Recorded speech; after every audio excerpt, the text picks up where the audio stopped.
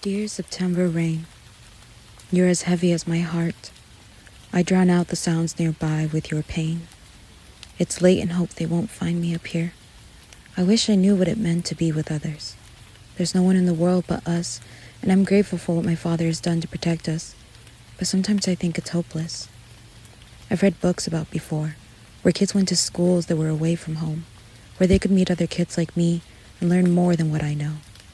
Some of the things I've read sound made up, but I dare not ask my father, lest I be punished for my ungratefulness.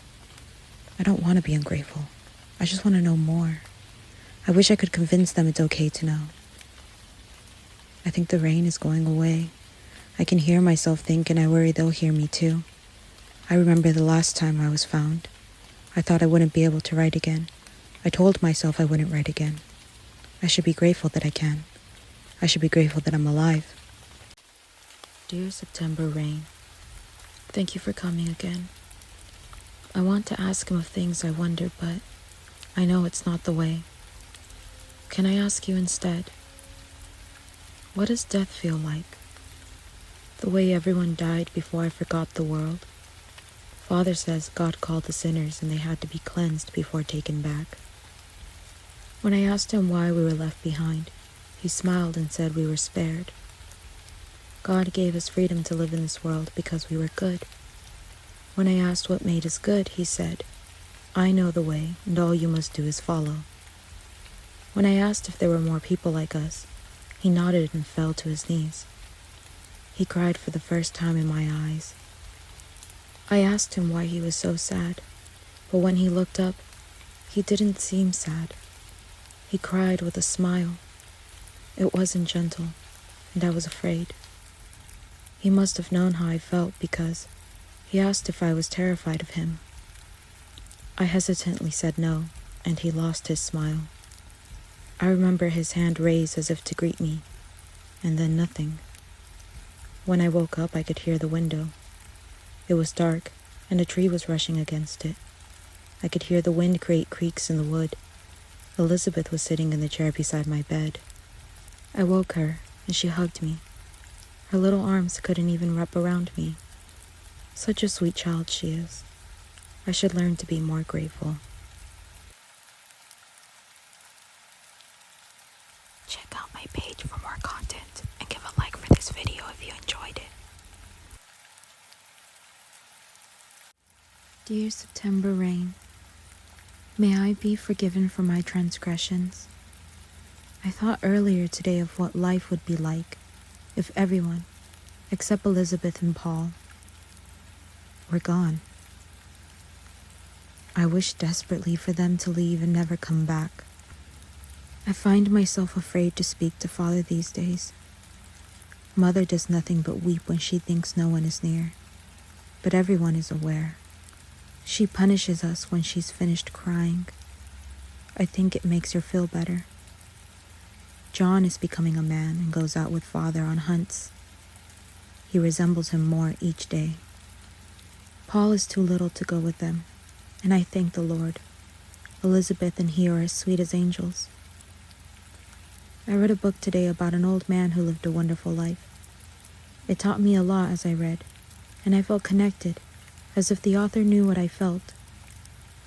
I've been having strange thoughts since. I don't think the life I live is okay, but I don't know what to do to change it. I think I heard Father downstairs. He's calling for John. I hope he doesn't do the same for me or I'll be punished. I can hear him whispering. That's odd. Tonight, outside too, and learn about the keep, tell, consequences. They left. I wonder if I should go too. No, my thoughts are too ungrateful. I should sleep, but I don't want to leave here. This spot that I have all to myself. I don't want to end the night. The day is too painful. I can see them in the darkness. I don't think they would really care if we knew. I wonder where they will go. If it's better than here, maybe a wonderful life. Just like the old man in the book. Wait. I think he saw me. No, no, no, no, no, no, no, no, no, no, no, no, no. Maybe not. Maybe I'm safe. Maybe I should go back. Maybe I shouldn't come here anymore. I think it's time to sleep and forget the night and forget what it means to dream. Dear September rain, I thought you would never return. It has been several days since we last met. I've grown weary without your comfort. I have thought about what I should do. Admit my shameful thoughts or follow them through. After careful consideration, I have chosen to make my own decisions in life. The constant fear and curiosity is welling up inside.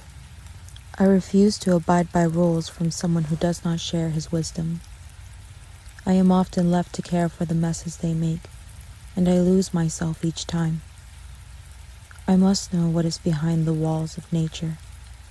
Is there really nothing out there for us to see? I heard the whispers the night before. He presumes no soul can be awakened by his words, but I simply do not rest when the time is near. John may be pronounced a man, but no man can be born in a day. His childish tendencies come through in the night when he thinks he's alone. He speaks of wonders I've only read about. Just a little more time, until I can make those dreams come true. Check out my page and let me know which is your favorite story thus far. Dear September rain, sometimes I think you are not enough to drown away the noise. I wish you would let yourself go, so I could pretend I am alone in this world. My chest hurts when I think of what the day brings. All I truly ask is that you stay one day more. Tomorrow will be the day I explore the world in the eyes of men. If I allow myself to stay ignorant, my mind will falter like my mother's, a fate I do not want and will not allow to happen to Elizabeth. I must know what they see when they venture into the night. There's nothing more I want.